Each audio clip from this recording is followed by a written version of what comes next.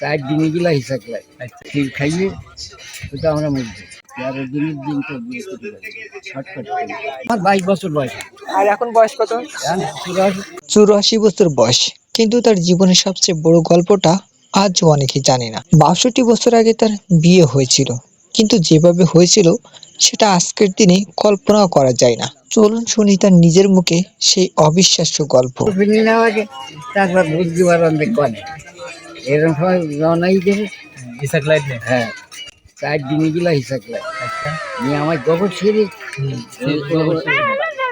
12 জন কি 13 জন কি যাই গিয়ে আমার বডি করে এক বস্তা থেকে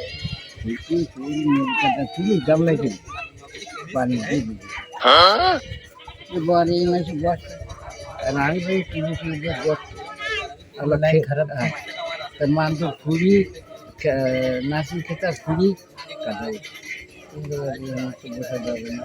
তখনকার সময়টা ছিল একদমই আলাদা। না ছিল মোবাইল, না ছিল ভালোভাবে কথা বলার সুযোগ। পরিবারই ঠিক করতো সবকিছু, কাকে বিয়ে হবে, কবে হবে, এমনকি অনেক সময় দেখা না করেই বিয়ে হয়ে যেত। তিনি বলেন, আমি জানতামই না কাকে বিয়ে করতে যাচ্ছি। খাইয়ে ওটা আমরা মরছি মেয়ে দেবে না কেন? দেবে না। আমার 7 মাস ছিল আর আমার বাপ মা ছিল গল্প খাই দেয় তাই কিন্তু মেয়ে দেবো না। খাই ধরো খাই যায় তারপর গভর্নমেন্ট কলম বাড়ি যে করিটাই বাই দেবো না। বিয়ের দিন যা হয়েছিল তা আজও তিনি ভুলতে পারেননি। হঠাৎ এমন একটা ঘটনা ঘটে যা পুরো বিয়ের পরিবেশটাই বদলে দেয়। তিনি বলেন, আমি ভয় পেয়ে গেছিলাম, কিন্তু তখন কিছুই করার ছিল না। সব বোঝাই গেল। বাপ বেদা খাচ্ছে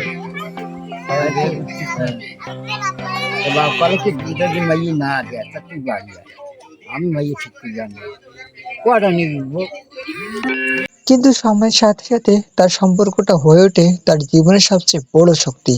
ভালোবাসা, কষ্ট, সংগ্রাম সবকিছু মিলে গড়ে ওঠে 62 বছরের এক গল্প। কালো কালো না পরিষ্কার ছিল, গায়ে পাতলা, লম্বা ছিল। আমার লাগবে ফিটনেস। হ্যাঁ নায়িকা। তাই সেইভাবে না বুঝলেন? আমি তোমরা একা, এলে? তুমি তো একা একা শুনে গল্প শুনিলাম 13 দিনের মাথায় একা একা দাদিনে বাড়ি। কয় বছর বয়সে বিয়ে করছিলে তখন? হ্যাঁ কয় বছর বয়সে বিয়ে করলে? আমার 22 বছর বয়স। আর এখন বয়স কত? এখন 84। আজ 84 বছর বয়সে এসে তিনি শুধু একটা কথাই বললেন, জীবনে যাই হোক মানিয়ে নিতে পারলেই সুখ আসে। এটা ছিল তার জীবনের সত্যি গল্প। ভিডিওটা ভালো লাগলে অবশ্যই লাইক, শেয়ার আর সাবস্ক্রাইব করতে ভুলবেন না। দেখা হবে নতুন কোনো এপিসোডে। ততক্ষণ ভালো থাকুন, সুস্থ থাকুন।